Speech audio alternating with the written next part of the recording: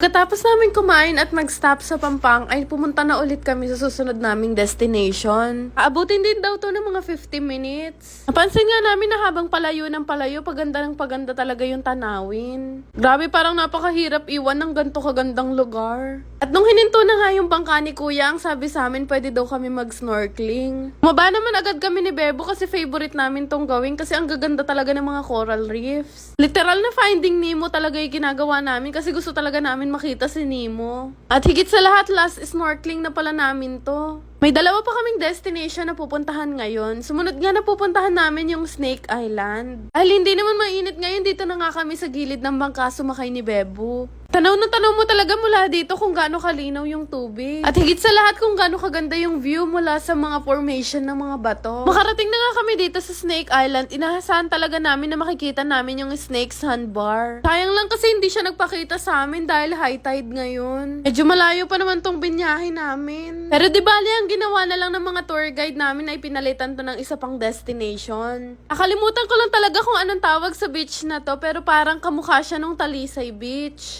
Dating nga namin dito ni Bebo, naisipan namin magpalit at manguha ng shells. Pero hindi naman namin yan iuuwi. At ang peg nga ng outfit natin for today ay magmukha tayong island girl. Nakayutan nga ako ng sobra sa outfit ko na to kasi match na match siya sa tubig. Disclaimer lang, hindi ko talaga pinractice maging marimar for today's video. Pabor talaga sa amin ni Bebo kapag humihinto kami sa mga ganito. Dahil mas nag-e-enjoy talaga kami. Ang sarap talaga ng buhay dito sa Palawan. Medyo nakakalungkot nga kasi matatapos na talaga yung tour namin ngayong araw. Naglakad-lakad na lang kami ni Bebo at naghanap ng spot kung saan kami pwede magpicturan. Gulat nga kami pareho na may dala nga pala kaming camera. Diyos ko, Jai, 4 na araw na kami nagbabiyahe, hindi namin alam na meron kaming camera at ngayon pa lang ito magagamit. Kaya naman nagpaka-photographer na tong si Bebo para mapicturean ako. Dahil binigyan naman kami ng isang oras dito, nag-enjoy na lang din kami ni Bebo. Hindi nga lang pwede mag-snorkeling dito kasi wala daw snorkeling area. Nang may natagpuan kami na parang cave na maliit, ang sabi ni Bebo sa akin mag-post daw ako doon at doon niya ako pipicturean. Sabi ko nga sa kanya, sige Bebo anak, tumayo ka dyan kita pipicturean. Kaya maya nga nagsialisan na rin yung ibang tao, kaya kami na lang dito ng mga kasamahan namin sa bangka. Ligo na lang kami ni Bebo at tinawag na nga kami ng kuyang tour guide. Nanghiram nga ng nail cutter sa akin si Kuya kasi merong nakatapak ng shells. Buti na lang talaga lagi ko yung dala. At kumaway-kaway na nga ako dahil pauwi na kami at pabalik na sa Pampang. Mamimiss talaga namin ng sobrang El Nido. Sobrang na-amaze mo kami sa taglay mong ganda, El Nido. Sure na sure kami ni Bebo na babalik at babalik kami sa'yo. Aga kaming nakarating sa Pampang dahil merong emergency din na nangyari sa mga kasamahan namin sa bangka. Bore naman sa amin ni Bebo kasi meron pa kaming gustong puntahan kaya nagbihis agad kami nung makarating kami sa pinag-i-stayan namin. Tumawag nga agad kami ng tricycle kasi meron kaming hinahabol na oras. Nakakatawa yung mga tricycle dito, talagang sila yung magsasabi kung saan yung perfect time at perfect na place para magpunta ka at maghintay ng sunset. Kaya naman naisipan namin pumunta dito sa may Las Cabañas. Actually, ang Las Cabañas talaga ay nasa bucket list namin ni Bebo na puntahan. Saktong-sakto nga lang yung punta namin kasi hindi pa masyadong lumulubog yung araw. At nung pagpunta nga namin dito, hindi ko naman inaasahan na merong makakakilala sa akin. Kakatuwa tong si ate, simula nung makarating ako dito sa Palawan, mini-message na talaga niya ako. Accidental lang naman talaga kami nag-meet at hindi niya alam na pupunta kami dito sa beach na to. Kakatuwa lang kasi meron kaming na-meet dito at naging kaibigan sa Palawan. After nga nun, kanina pa kasi kami sinusundan nitong si Kuya.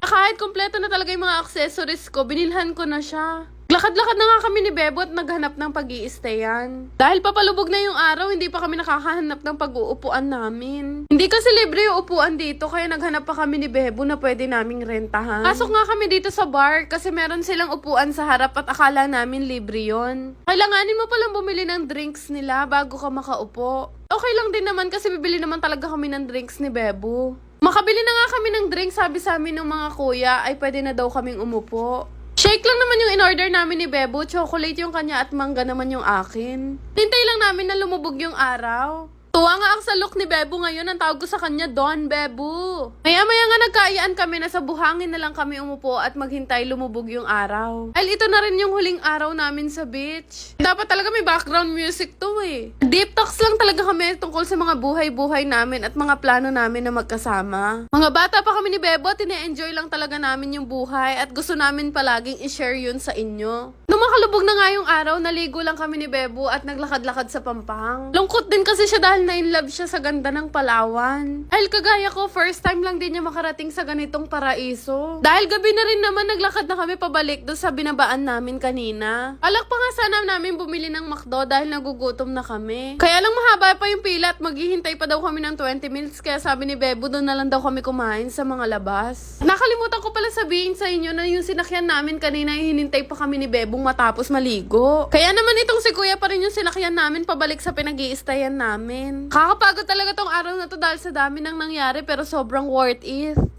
Itong Phoenix game ang gusto kong i-share sa inyong laro ngayon. Gagawa lang naman kayo ng account using your mobile number, mag-create ng password, i-confirm at yung OTP lang na ma-receive nyo. Ganun lang kasimple mag-register at pwedeng-pwede na kayong maglaro. Ang pagka-cash in naman dito ay minimum 100 pesos at yung maximum naman ay 30,000. Makapag-cash in na nga ako, sinubukan ko na maglaro. Ito nga yung palagi kong nilalaro dito, itong color game. Pwede naman sa'yo kung magkano yung gusto mong itaya. Pero syempre, the more na malaki yung taya mo, the more din na mas malaki yung mapapanalunan mo. Pinaganda nga dito sa color game, mamimili ka lang naman ng kulay. Tapos minsan nga nagdodoble, minsan triple pa. Sobrang easy money nung laro na to.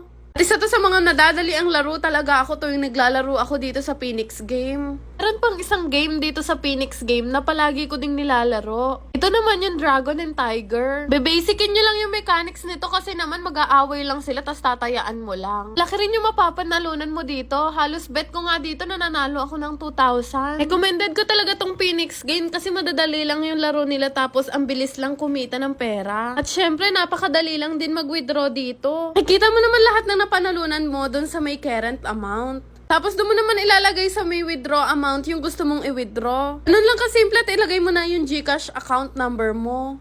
At alam nyo rin ba na pwede kayong kumita kahit hindi kayo naglalaro? Oo, pwede talaga yun. Dahil pag ginamit nyo yung link na makikita nyo sa comment section ko, ay pwede rin kayong kumita. Dahil magkakaroon kayo ng komisyon sa bawat player na mai-invite nyo. Kaya naman, subukan nyo na rin tong Phoenix game. Shoutout nga pala kay Jessa May, Angelica, Jeff Gomez, Akisha Flair, Krisha, Yana Nicole, Jen Garbin, Gwen, at kay Jana Ganaban. Shoutout po sa inyong lahat!